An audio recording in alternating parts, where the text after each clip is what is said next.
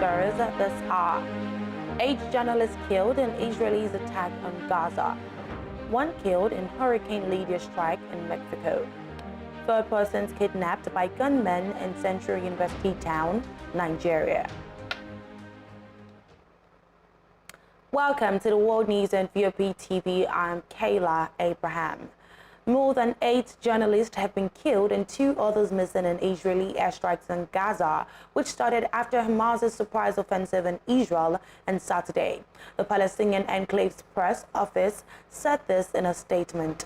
The office added that the slain journalists were Saeed al-Tabil, Mohammed Saab, Hisham el-Nachwe, Ibrahim Lafi, Mohammed Sergun, Mohammed S. Salihi, Assad Shamala, and Salami Mime, and 2 other journalists, Nidol al-Vahidi and Hashmin Abdul Wahid, were unaccounted for. Meanwhile, the houses of 3 journalists were completely destroyed, and at least 40 media outlets were stated to be the target of airstrikes. The situation escalated in the Gaza Strip following a multi-front attack by Palestinian group Hamas. Israel retaliated with airstrikes and placed the enclave under total blockade. It also cut water and electricity supply to Gaza, inevitably worsening the already dire humanitarian situation. At least 2,100 people have been killed in the violence, 900 Palestinians and 1,200 Israelis. Home to nearly 2.2 million people, the Gaza Strip has already been reeling under a crippling Israeli siege since 2007. Now, dozens of bodies of Israeli civilians and Hamas fighters have been found among burnt-out houses, scattered furniture, and torched cars on the grounds of Kfar Aza in southern Israel, just off the fence with the besieged Gaza Strip. The Israeli military took the foreign press through the site on Tuesday as the soldiers went from house to house to take away the dead.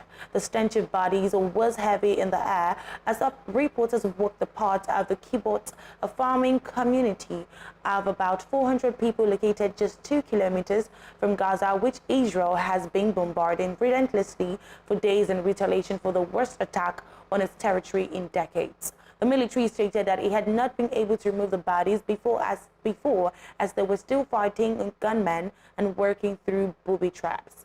Soldiers are still securing the parts of the kibbutz as bursts of gunfire and explosives could be heard in the distance.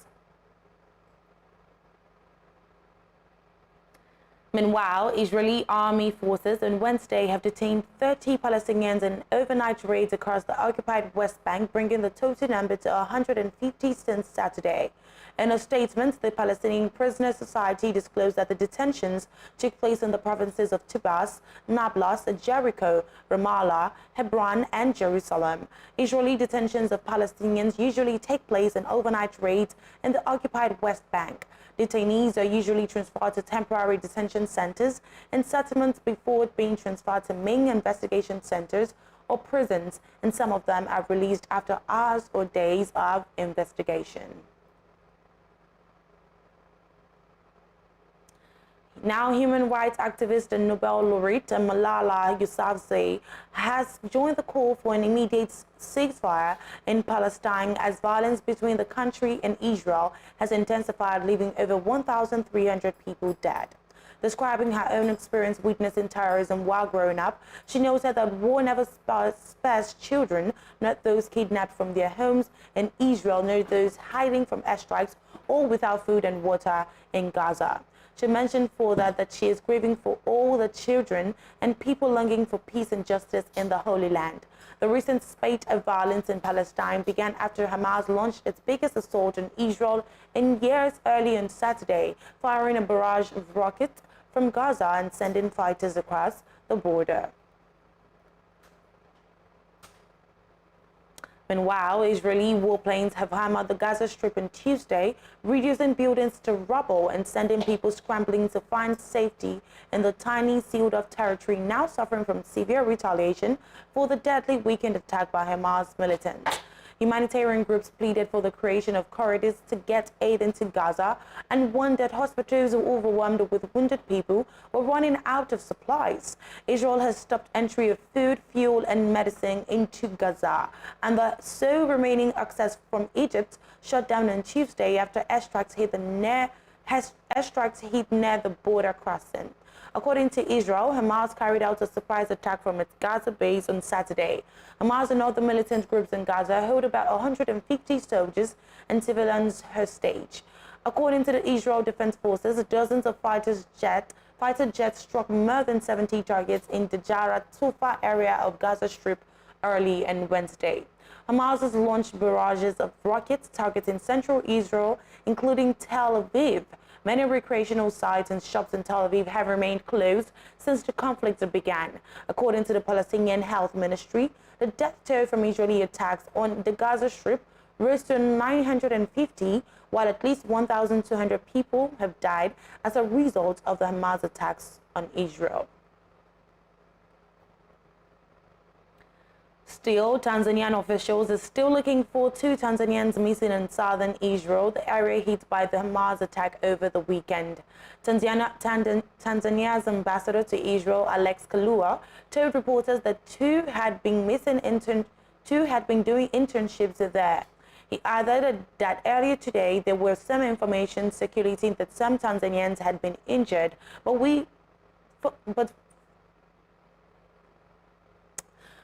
he followed up with hospitals where the rescued were taken but did not find any.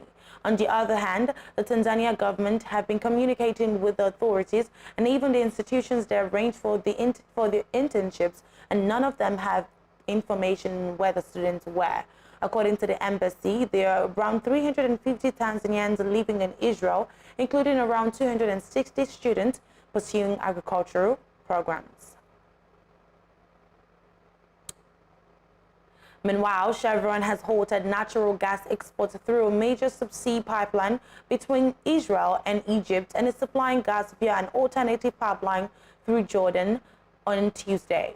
The decision to halt exports via the East Mediterranean gas (EMG) pipeline came as fighting has intensified between Israel and militants in the Gaza Strip. The 90-kilometer pipeline is the main link between the Chevron-operated Leviathan offshore gas field and Egypt. The Leviathan Consortium includes operated Chevron, Israel's New Med Energy, and Ratio Energies. The Israel's Energy Ministry confirmed in a statement that Chevron had requested to export gas through an alternative pipeline that links Leviathan to Jordan as well as Egypt, known as Arab Gas Pipeline.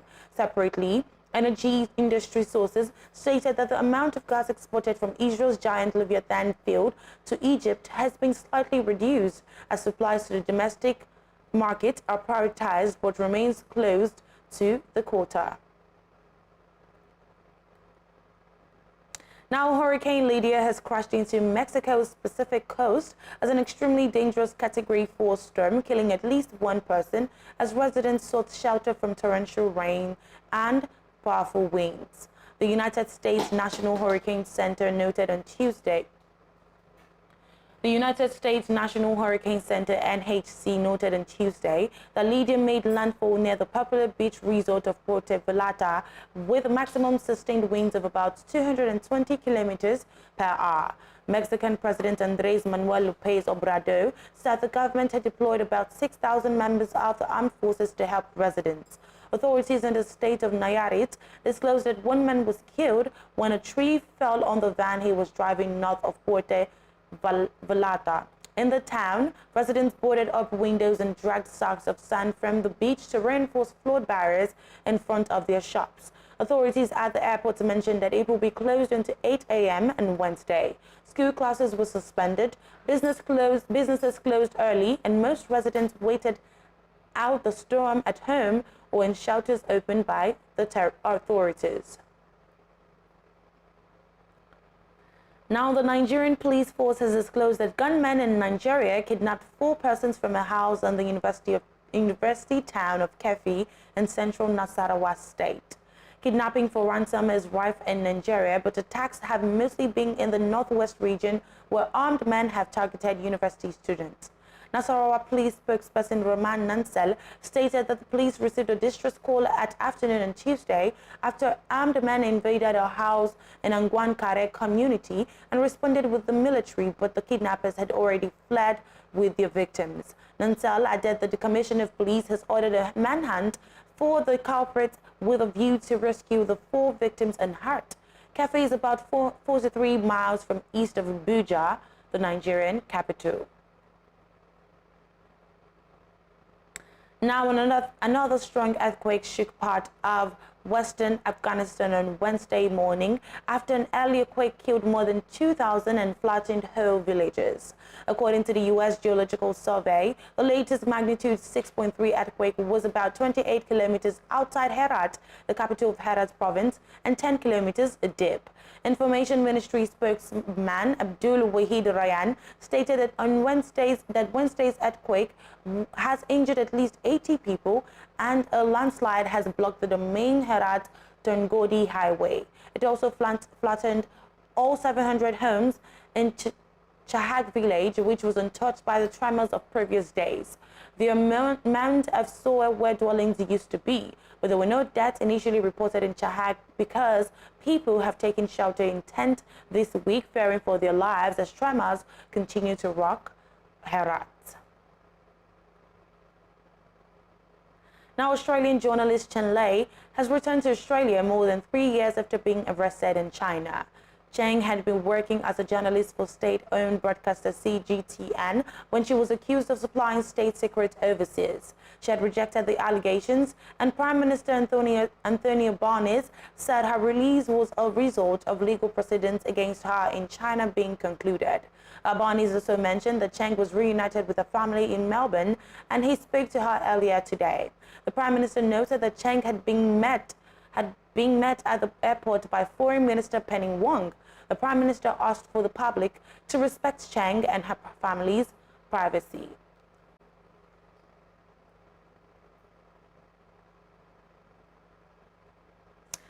Around 25,000 airline passengers are suffering disruption as London Luton Airport remains closed after a vehicle fire caused a car park to collapse. At least 150 flights due to take off or land at the Bedfordshire Airport have been cancelled since the fire started shortly before 9 p.m. on Tuesday, with flights suspended until at least 3 p.m. on Wednesday. A further 17 arrivals were diverted to airports as far away as Cardiff, Liverpool and Manchester. Firefighters and an airline official were taken to hospital with injuries from the blaze, which broke out just before 9 p.m. on Tuesday. A 6th person was treated at the scene but did not require further medical treatment. Now, Russia has failed in its bid to return the United Nations top human rights body 18 months after it was suspended in the wake of its full-scale invasion of Ukraine. In the secret ballots of the General Assembly's 193 members, Bulgaria emerged with 160 votes and Albania 123, giving each country a 3-year term on the Human Rights Council starting from January 1. Russia was third with 83 votes. Russia was removed from the council in April 2022 in a diplomatic push led by the United States. The election for the coming term had been viewed as a test of Moscow's diplomatic support amid fierce Western-led criticism over his brutal assault on its neighbor. The UN votes took place just days after a Russian missile attack on the Ukrainian village of Roza killed more than 50 people. Now, Thailand's Prime Minister and the delegation left Bandar Seri Begawan this morning after concluding a 2-day official visit to Brunei. Prior to boarding the aircraft, the Sretha Thavzin walked past a static guard mounted by armed members of the Royal Brunei Armed Forces. Among those present at the Brunei International Airport to bid farewell were Minister of Health as Minister in Attendance and the Minister of Foreign Affairs. Now, Liberians went to the polls on Tuesday to choose their next president, as well as 73 legislators and 15 senators. Thousands of voters queued up at polling stations despite delays and procedural issues at Liberia's 4th national elections since the end of the civil war in 2003. Campaigning for the election has been marked by political violence, leaving many people injured and at least 2 persons dead. However, one observer stated that the initial processes on election day had been peaceful. Abdoulaye Masiambe Bangura, an observer for the Group of 7 Plus, an organization of 20 nations that are facing conflict or have done so recently, stated that voting began on time at the 4 polling stations he visited, but there were exceptions. At the Monrovia Open Standard Charge School Polling Center, tempers fled as voters argued with polling officers.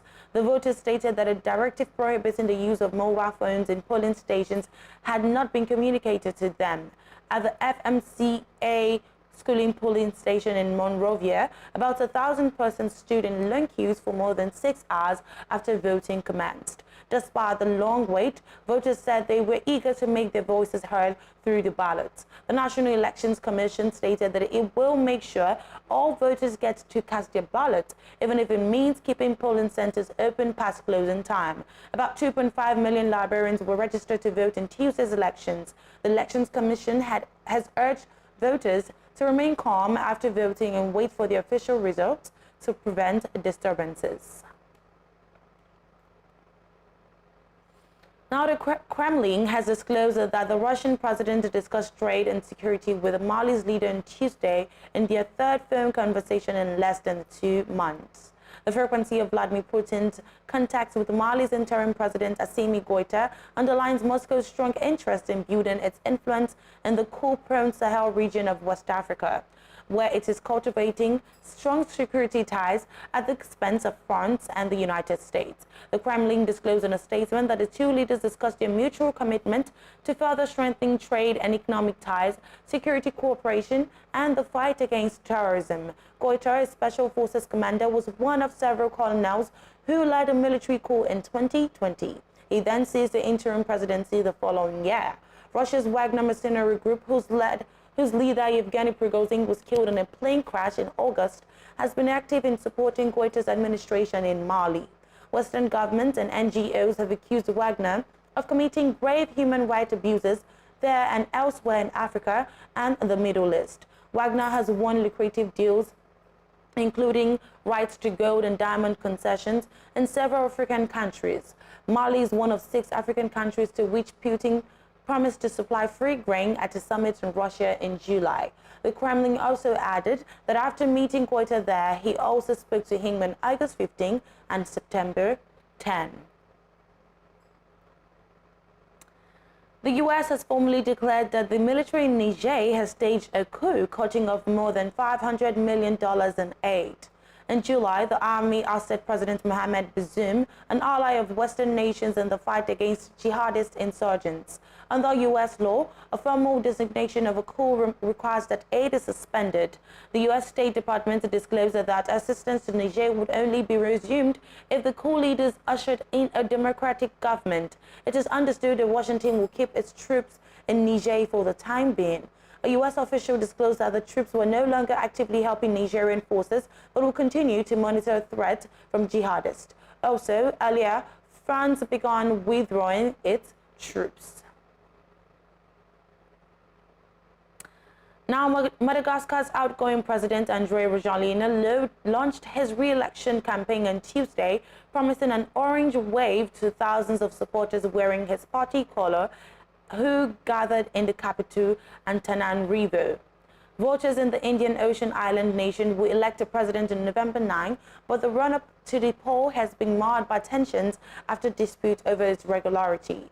For more than a week, opposition parties have held demonstrations against what they call an institutional coup to keep Rajoelina in power that have recently been dispersed by police. The rally marked the start of the campaign period, but 11 out of 13 candidates in the running stated on Monday they would abstain from campaigning in protest until their grievances are addressed. Rajoelina, who is 49 years old, resigned last month in line with the constitution to run for re-election. The president of the Senate, Hairy Manana Razafimefa, was supposed to take over but declined for personal reasons, leaving the task to a collegial government headed by the Prime Minister and ally of Rajoelina. The move was accepted by the country's top court, which also dismissed appeals to have Rajoelina's candidacy declared void over his dual French nationality, sparking the anger of the opposition. The 11 opposition candidates have since led almost daily unauthorized marches in the capital, which have been met with a heavy police presence and tear gas. Presidential hopeful Andrei Rajoelina, who was injured at a rally last week and later sought medical attention on the nearby island of Mauritius, has since filed a court appeal to have the elections postponed, citing force majeure. Now, French military convoys have begun withdrawing from bases in southwest Niger, marking the start of a departure demanded by Niger's junta that has dealt a further blow to France's influence in West Africa's conflict-hit Sahel region. A reporter stated on Tuesday that pickup trucks and armored personnel carriers laden with French troops drove through the dusty outskirts of the capital Niamey after the junta late on Monday revealed the withdrawal would kick off the following day. In a statement read on state television, the military government called for citizens' cooperation with the troop movement that it said would involve some of the 1,500 French soldiers leaving Niger via roads to Chad, a journey of hundreds of kilometers through sometimes insecure territory. An airport worker and two other sources familiar with the flight stated that they saw a few dozen French servicemen flew out of Niger on a military plane on Monday. The French Foreign Ministry did not immediately respond to a request for comment. A joint France-Niger withdrawal plan states that the Niger's military would provide security backup to the French convoys withdrawing by land. Following weeks of pressure from the military officers who seized power in July, France last month agreed to withdraw its troops based in Niger, marking a definite breakdown in military ties with its former colony amid a wave of anti-French sentiment in the region. Now, the results of South Africa's 2022 census reveal that the population of South Africa stands at 62 million, up from 51.7 million in 2011. It also shows that there are more than 2.4 million migrants in the country, around 3% of the total population. Most of these came from the neighboring countries, 45.5% from Zimbabwe, 18.7% from Mozambique, and 10.2% from Lesotho. The statistics also show that the white population has declined from 11% in 1996 to 7.3% in 2022. Now, Burundi's recently dismissed central bank governor has been arrested on allegations of corruption. Dieudonné has been accused by the Justice Ministry of undermining the proper functioning of the national economy, passive corruption, money laundering, and misappropriation of public assets.